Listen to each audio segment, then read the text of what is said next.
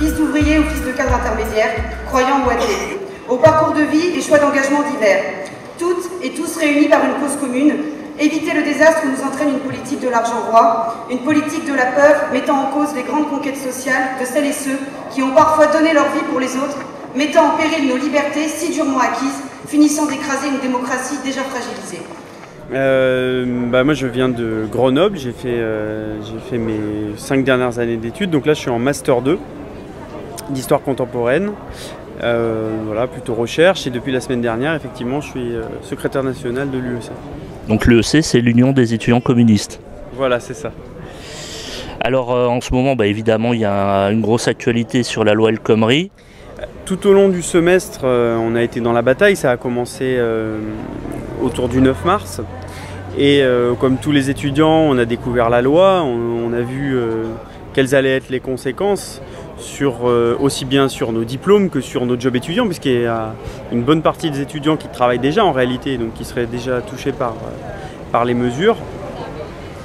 Sur la loi Macron, par exemple, il y avait des mesures qui touchaient les étudiants, comme le travail du dimanche, par exemple, on avait peu réussi à mobiliser. Là, on a réussi, donc avec d'autres organisations étudiantes. Avec la JC, on était membre d'un collectif qui rassemble 23 organisations étudiantes et de jeunesse. On a appelé à toutes les manifestations et dans toutes les facs, on a organisé soit des réunions de filière ou des assemblées générales avec le plus d'étudiants possible, qu'on rassemblait parfois pour les plus grosses jusqu'à 1 millier, 1500 étudiants, pour décider des modes d'action, etc. Et c'est un mouvement étudiant qui a été parfois victorieux sur certains points. Voilà, c'est à Tours par exemple nos camarades qui ont réussi à organiser la mobilisation de manière à ce que les étudiants ne soient pas pénalisés pour leurs examens par la suite et à négocier en fait des conditions qui permettent à la fois de mener cette activité et de pouvoir réussir ses études. Sinon, en termes de propositions, on a été reçu par le rapporteur de la loi travail, Christophe Sirugue, par la commission des affaires sociales de l'Assemblée aussi. Donc bien sûr, il y avait un point de désaccord fondamental qui était que nous, on leur signifiait à chaque fois qu'on était pour le retrait de la loi travail. Et eux, ils étaient beaucoup plus dans le louvoiement. Mais en revanche, il y a certaines de nos propositions qui peuvent sembler maintenant incontournables, y compris pour des députés qui d'habitude ne sont pas vraiment à l'écoute des étudiants, quoi.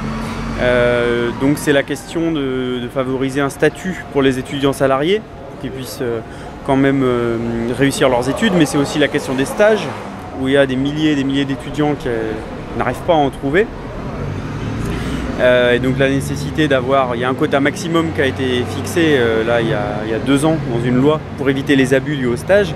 Nous on demandait aussi un quota minimum pour éviter ce chantage au stage qui fait que du coup on est obligé d'avoir un stage pour valider notre année, mais on en prend un dans n'importe quelle condition, souvent pas payé du tout et souvent corvéable à merci, quoi. Donc sur des dossiers comme ça, on continue à faire avancer nos idées, nos propositions, et il faut aussi signaler qu'une proposition comme le salaire étudiant qu'on porte depuis maintenant 2-3 ans a été reprise, a été votée en assemblée générale par l'ensemble des étudiants dans certaines villes. Donc ça veut dire que les propositions qu'on formule depuis un certain temps parlent et sont en capacité de donner de l'énergie au mouvement étudiant, quoi.